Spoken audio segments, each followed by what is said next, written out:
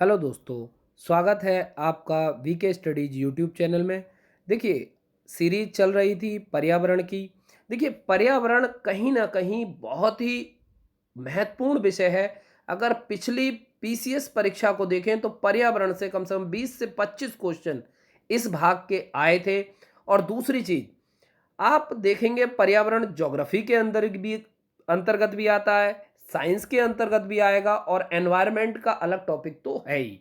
तो ये 3 चीज़ों को कवर करता है, यानी 3 शाखाओं में अपनी पकड़ रखता है।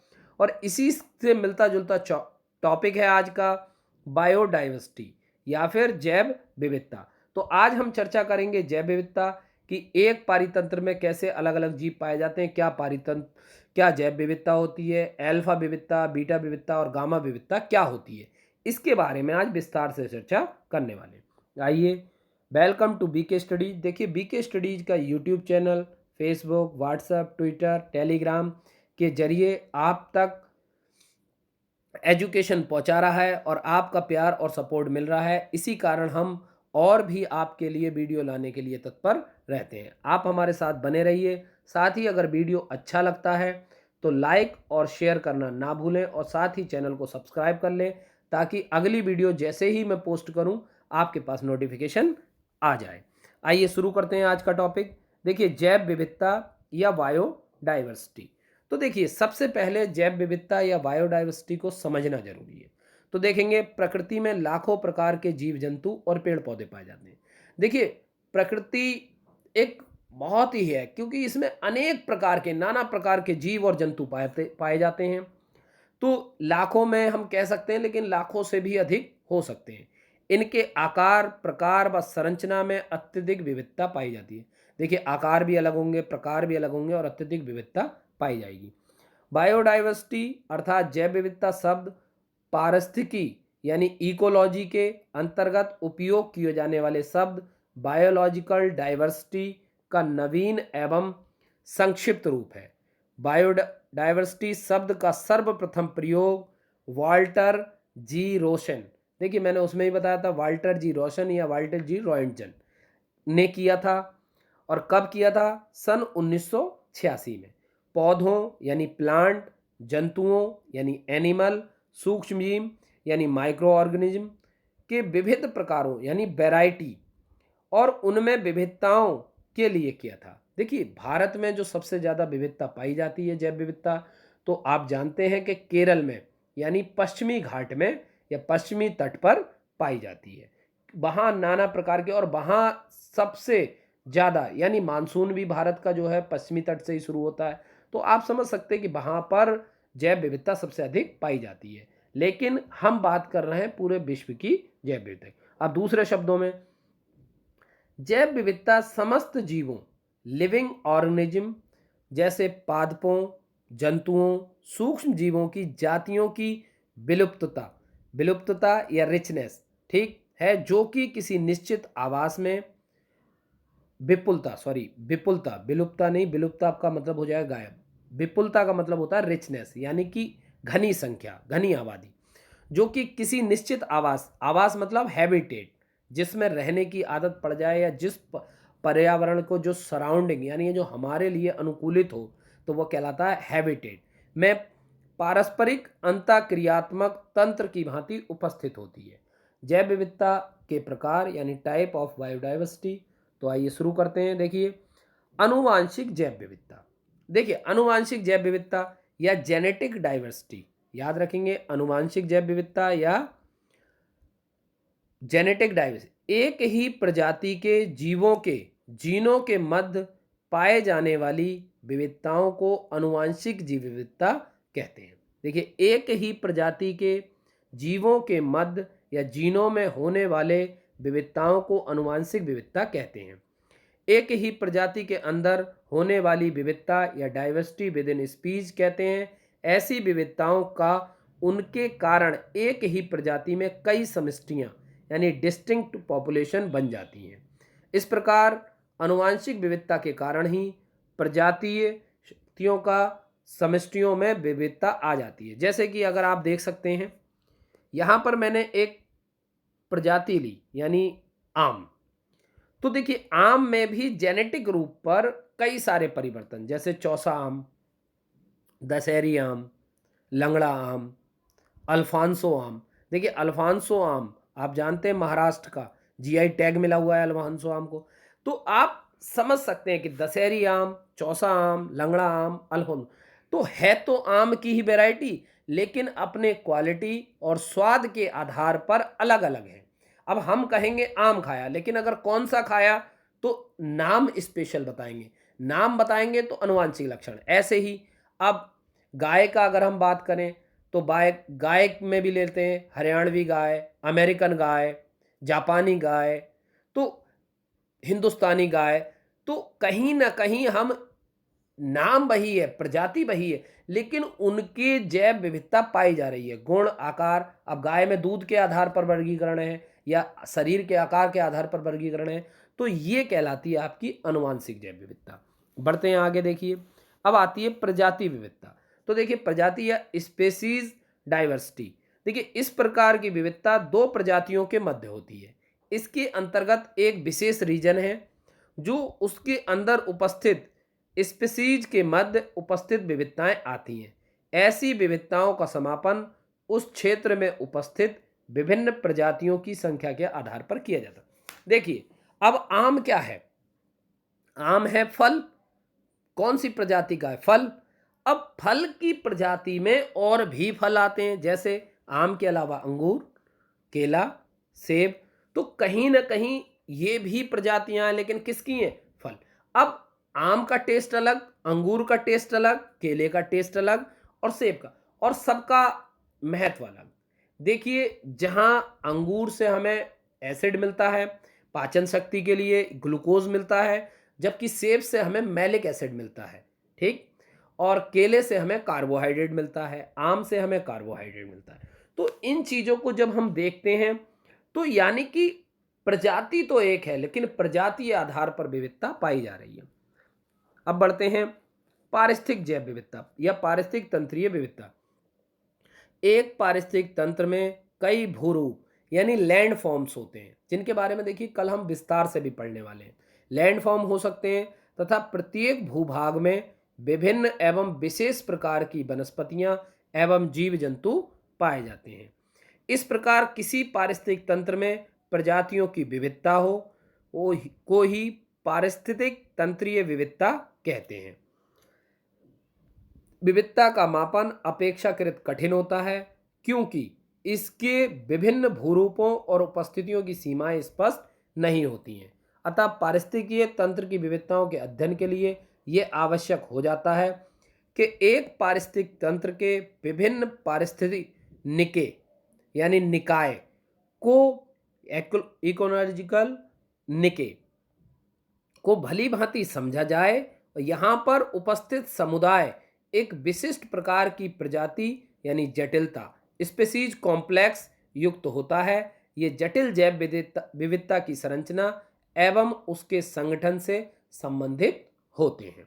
जैसे अब अगर मैंने यहाँ पर ले लिया तो आप देख सकते हैं, इसमें आपने देखा यहाँ पर मैंने समुद्री पारितंत्र ले लिया।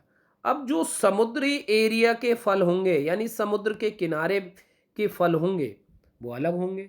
जैसे जहाँ जलवायु होती है, आप नदी के किनारे के फल देखेंगे तो अलग होंगे।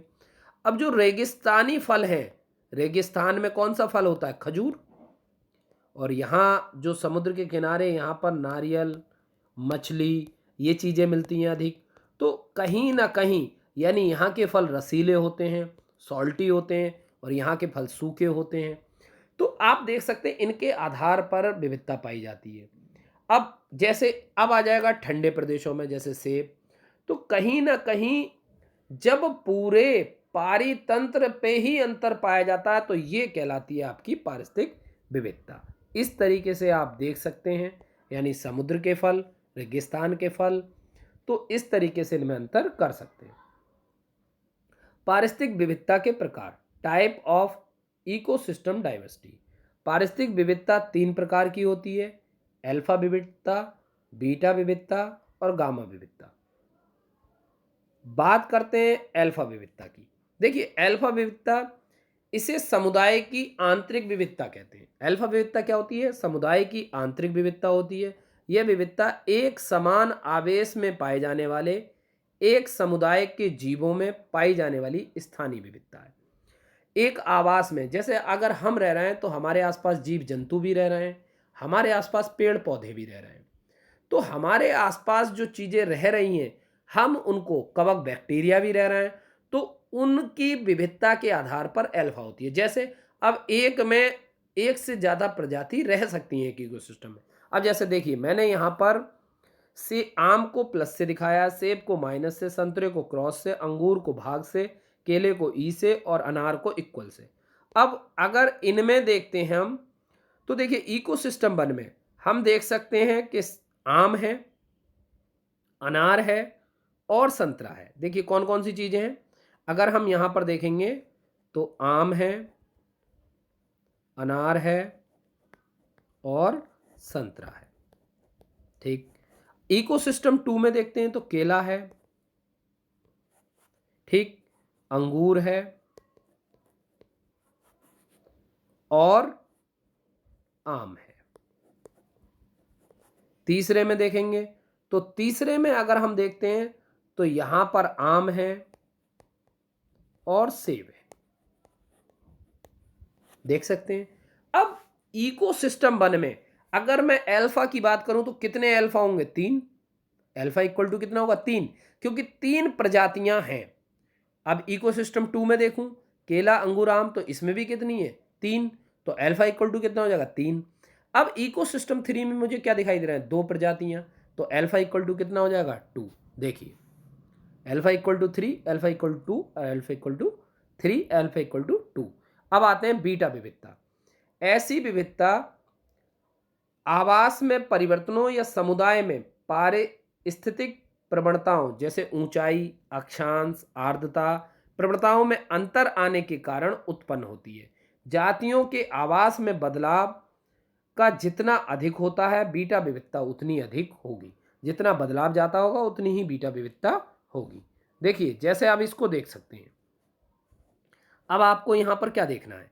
देखिए यहाँ पर मैंने एक प्रजाति ये हो गई मेरी, दूसरी प्रजाति मेरी ये है और तीसरी प्रजाति ये है। अब यहाँ पर आप देख रहे हैं बी, और यहाँ पर ये प्रजाति देख रहे हैं और यहाँ पर ये प्रजाति देख रहे हैं। तो कहने का मतलब आप ये देख रहे हैं यहाँ पर प्लस प्लस प्लस और बी वी कॉमन है। तो किसी प्रजाति में बीटा विविधता कैसे निकालते हैं?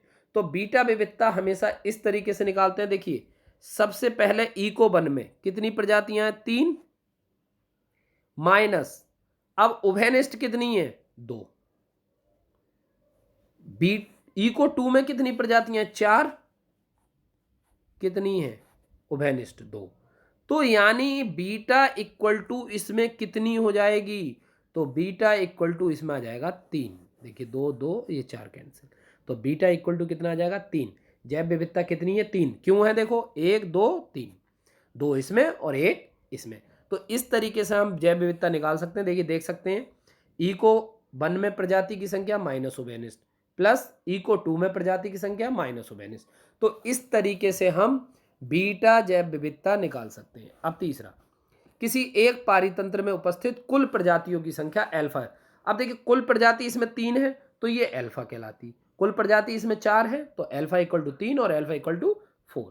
आगे आते हैं गामा विविधता। देखिए इसे क्षेत्रीय विविधता भी कहते हैं। इस प्रकार की विविधता एक भौगोलिक क्षेत्र में पाए जाने वाले सभी प्रकार के आवासों स्थानों में जातियों की प्रचुरता प्रदर्शित करती है। जैसे इको 1 आप देख सकते हैं, इको 1, इको 2, इको 3।